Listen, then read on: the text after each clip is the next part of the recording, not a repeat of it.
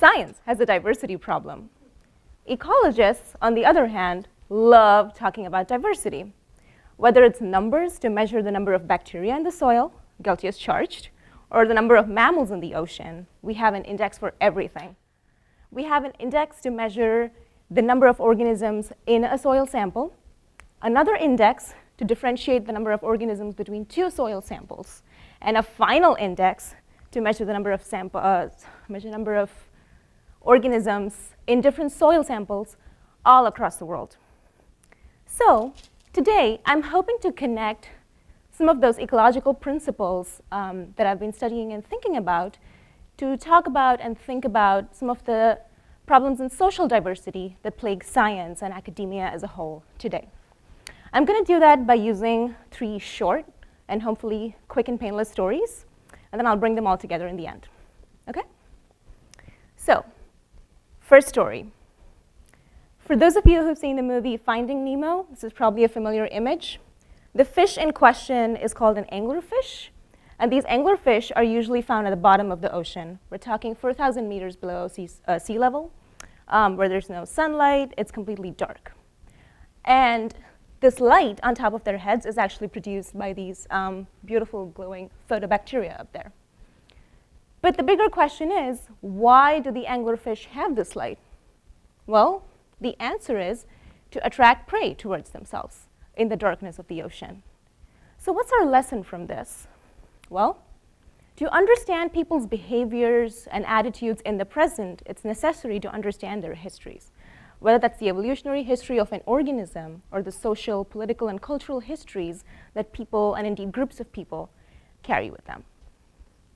Story number 2. This is an image of a hot spring in Yellowstone National Park. It's a mat made up of algae and cyanobacteria. Some scientists went out to Yellowstone and tried to identify the bacteria that were living in these hot springs. And they found this one bacterium up here which produces an enzyme called Taq polymerase, which essentially drives molecular biology as we know it today. My takeaway from this story is that if these scientists hadn't thought to go look in these hot springs of all places, where no one would expect life to exist, they wouldn't have found this unique bacterium that has changed the shape of biology as we know it today. So if we want truly diverse people in our workplaces, we have to go out and find them in the places where they live and work, right? We need to change the way we advertise. We need to change the way we recruit. And now, final story, story number 3. These are marine cyanobacteria that have a really long name that I'm not going to bore you with. But what I want you to focus on is those glowing spots up on the slide. And those spots are hot spots of carbon and nitrogen fixation, which essentially means that these bacteria are drawing in carbon and nitrogen from the atmosphere into the sea and converting them into a form that all the organisms that live in the sea can use, whether it's other bacteria, whether it's plankton, or the blue whales that live in the ocean. Our story, or our takeaway from this story, is that just because someone or something is underrepresented in the population doesn't mean that it can't perform a very important function.